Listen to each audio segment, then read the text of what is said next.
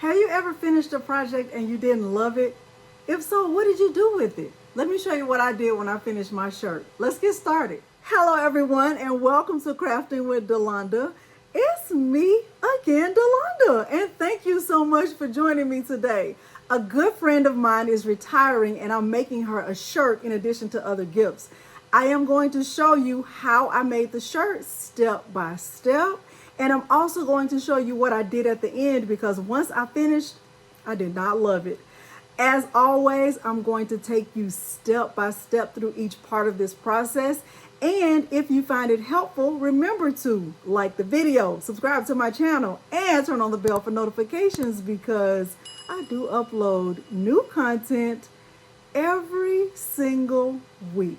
Now, without further ado, let's look at the materials and dive right in. The materials I'm using for this tutorial include my Cricut Maker to cut the vinyl. I'm using a gray Gildan shirt. I'll use a pair of scissors to cut away the excess vinyl that I don't need. I'm using Siser glitter vinyl, a green Cricut standard grip mat. I'm using a pen weeding tool to weed away the excess vinyl. I'll use my Cricut 9x9 Easy Press to press the vinyl onto the shirt. The file that I'm using can be downloaded and purchased from the designbundles.net website. All of these materials will be linked below the video. Let's head over to the designbundles.net website so that I can show you the file and demonstrate how to download and extract the file. The first thing I did was I went to the Design Bundles website and I found a file that I like, and this one is perfect for her. So I am going to click Buy Now for 1+ credit. I'm going to click Confirm and I'll download the file. And once I have it downloaded, I'll click over here in the upper right corner and I'll click on the zipped folder. I'll click Extract. I'll go to Browse and I will go over here to my documents. I do have a Design Bundles file folder, so it just says Design Bundles Files. I'll double click there and then I'll create a folder inside of that folder, and the name of it is Alarm for Never. And I will click Select Folder and Extract. Now I have the file and I will bring it into Cricut Design Space. The file that I'm bringing in is the Microsoft Edge HTML. Okay, so let's go over to Cricut Design Space now. I am in Cricut Design Space, and the first thing I'll do is click Upload, and I'll upload the file that I just downloaded from the Creative Fabrica website. When this file comes in, it is not arranged the way that it was when I downloaded it. So one thing I suggest you do if you ever encounter a situation like this is make sure you have the original file open so you can see a picture of what it looks like. So I remember what this one looks like already, so I'm not really worried about it. I can see that the proportions are locked. That's also something that's important to pay attention to when you are bringing a file in for the first time. What I'll do now is I will go over here to the layers panel. I can see that my file is grouped. I know it's grouped because I have the option to ungroup it. I will click ungroup and I will start to rearrange the file to look the way I want it to look.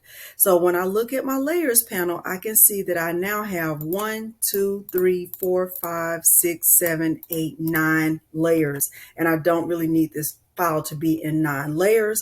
And that's okay. I'm going to show you how to fix that. So the first layer should be the set the, and that's exactly the way it should be. This first layer is already, it's still grouped and I want it to stay grouped. I'm not going to ungroup it. The next part of this file should be the word alarm, but what should be on the left and right are these two, I'm going to call these glyphs, and I'm just going to move them over here to the left and right of the word alarm. And once I get them in position, what I'll also do is select that layer with the word alarm and the two glyphs on the left and right. I will click align, and I am going to center these vertically so that it is more in alignment. I think it looks better like this. Now that I have these the way that I want them, I can go ahead and group them. Okay. Remember, grouping them only keeps them together while we're working on the canvas. If I don't attach them, once I click make, these will not be together anymore. So I'll make sure to attach before I'm finished. The next part of this file is the word for. I know I want this to be a little bit bigger. The next part is never, and I can look right here in my layers panel and I can see that the word never and these two pieces of the underline are three separate layers. And of course, I don't want that. So what I'll do is click on the word never over here in the layers panel.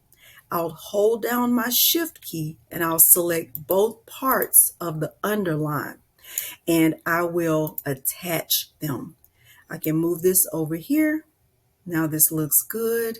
And this last part of the file is retired and loving it. I can go ahead and attach that also and move it over. Now I'm still not finished with the file, but it looks a lot like it did when I first selected it to download it. Now that I have it the way I kind of like it, what I'll do now is start to decide if I want to make any of the file, any of the words or the layers bigger than they are now. Now, one of the words that I know for sure that I want to make bigger is the word alarm. What I'll do is click on it and just make that layer a little bit bigger because that's a key part of this file. Okay, and I like that. I think it looks really good. What I'll do now is click on this bottom layer, retired and loving it, and I'm going to kind of just stretch that down. I do want it to kind of stand out just a little bit. All right, I think that looks really nice. And what I'll do now is I will double check the way this all looks together by adding it to a t-shirt template. So right now, just looking at this file, the whole thing has a width of 7.1, and I can already tell you that that is too small for my liking. What I'll do is click on the t-shirt template. I'll scroll down and go to classic t-shirts, and the size of the shirt that I'm using for this tutorial, we will go with the men's short sleeve. We'll go with the men's short sleeve, even though I'm making this for a woman, but the shirts that I'm using are Gildan and they are more of a unisex fit.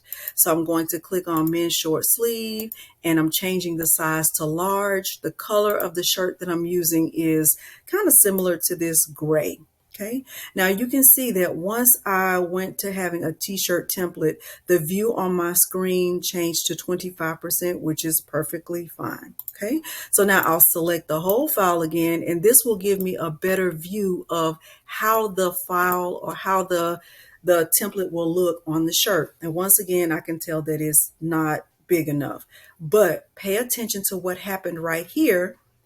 My file is now unlocked and I did not unlock it. So what I'm going to do is go ahead and lock the file, lock the proportions back, and I will change the width. My starting width usually is right at the 10.5 range, and I like to see how the file looks before I make any changes. So now when I look at this, I can tell that two things. Number one, the height of this is going to require me to use a long mat, and I don't want to do that. So I'm going to make sure that no part of my file is bigger than 11.5. Okay, so I'm definitely going to click unlock right here, and I will just bring the height of the file down. Let's bring it down to 11. Now 10.5 still looks good, but because the height of the file is so long, I want to increase the width. So what I'll do is kind of just click on this up arrow right here, and I'll go a little bit wider. I think this looks good. So right at 10.8, 8 by 11. Now that I have the file the exact size that I wanted, let's make it a little bit bigger so you can see what that looks like. Okay, so this is how it's going to look on the shirt. Remember, when you are making a shirt, you are also making a statement.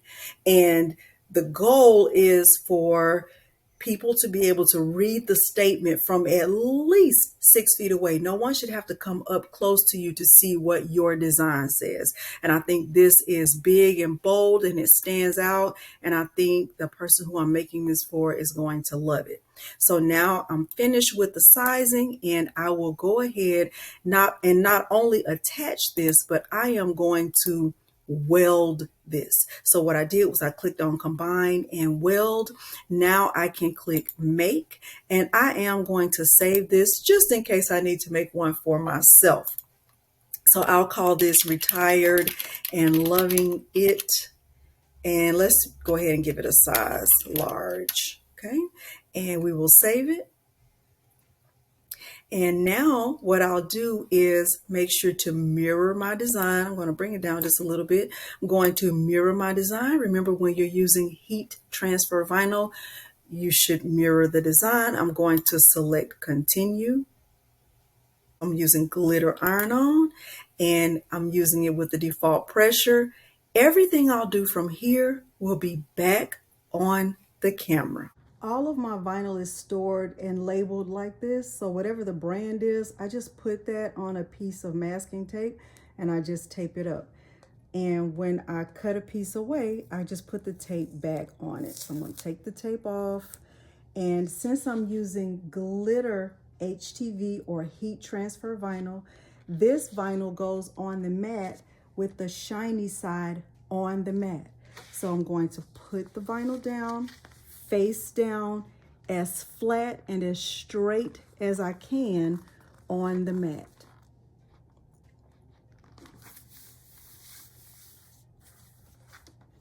If you have a mat that's not very sticky, you can always use tape to tape it down in the corners. Use the same piece of tape and tape it back up. So right here, I'm going to add some tape.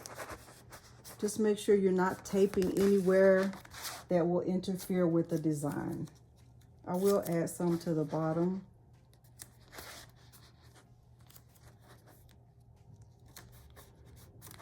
Just like that. So I have tape, tape, tape.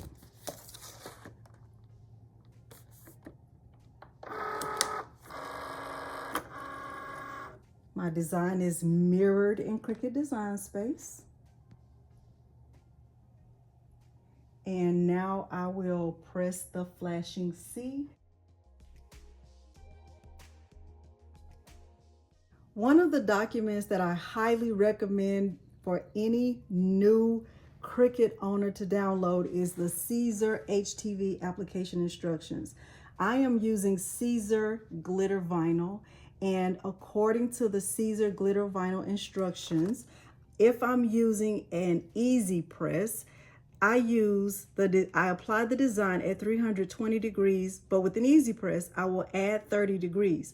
So what I'm going to do with my Easy Press is power it on and set it for 350 degrees. If I were using a standard heat press like the one that's back there in the video or the one that's in the back right corner, I would set it at 320 degrees. However, a Cricut Easy Press is considered as an iron. It's not really considered as a heat press. So I'm going to set this for 350 and let this start to heat up while I'm weeding the vinyl. So I'm going to remove the mat. And weeding the vinyl simply means that I'm removing the parts of the vinyl that will not be applied to my shirt. So first I'll remove this tape that I put on the mat to hold the vinyl in place.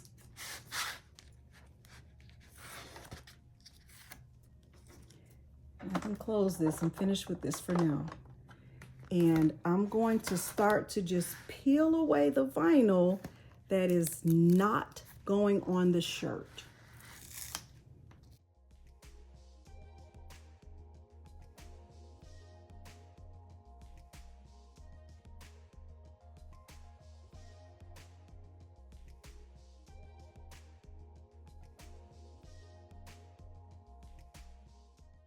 So this is how it should look when you turn it over. Double check, always double check yourself and make sure that you did not leave any vinyl on the inside of the letters. Okay. I have my Cricut Easy Press heated up to 350 degrees Fahrenheit. What I'm doing right here is folding the shirt in half. I'm going to do a pre-press and put a crease down the center of my shirt. And we'll go to an overhead view so that I can show you how I'm going to press the vinyl onto the shirt.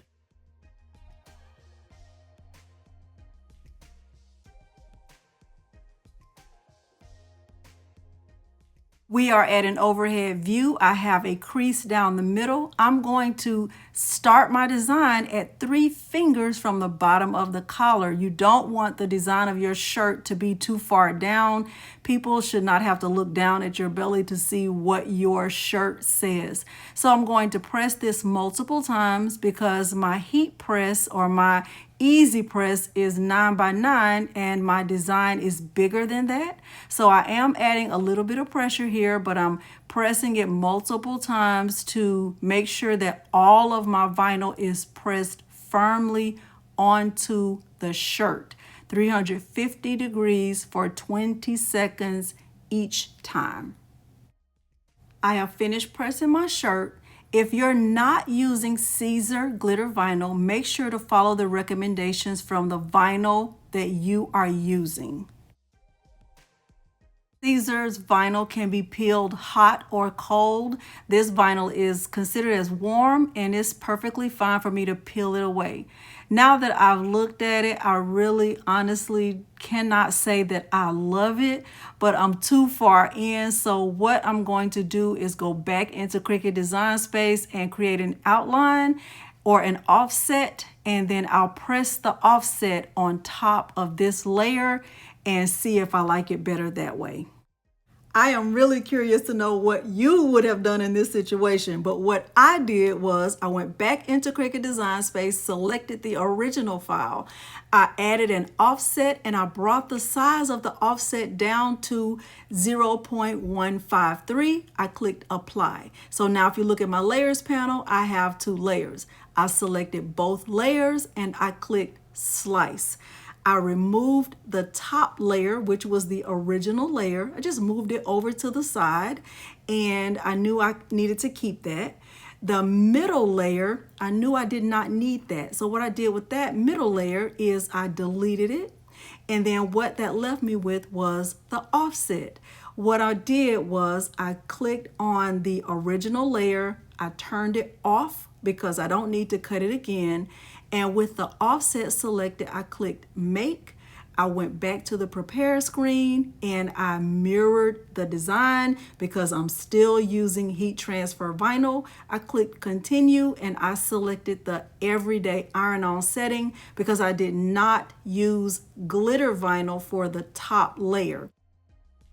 So now for this last part, I decided to use my bigger heat press because I just didn't feel like adding all that pressure. I did have to cut the vinyl apart because I had a hard time lining up this top layer on the glitter vinyl, which was fine. I made it work. I pressed this on 325 degrees for 15 seconds and then I fell in love with it. You know, this is my favorite part, and yes, I love it now, and hopefully she does too. So hopefully you found this helpful. If you did, remember to like the video, subscribe to my channel, and turn on the bell for notifications because I do upload new content every single week. Don't forget to leave me a comment below and let me know, what do you do when you finish your shirt or whatever you're making and you realize you don't like it? Do you put it in the trash? Do you start over? Do you give it away? What do you do?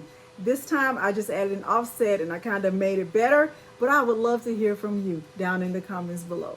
Thank you so much for joining me today, and thanks for watching. Bye.